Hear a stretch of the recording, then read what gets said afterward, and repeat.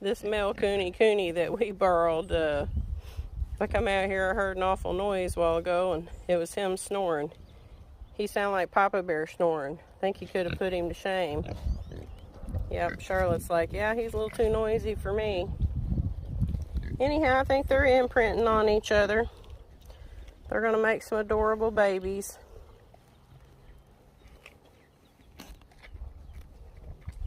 Oh, she decided she had to wake up from a nap and eat something.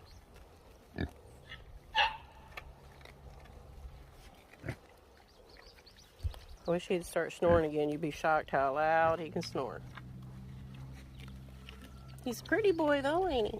Look at that. Gonna make some pretty babies.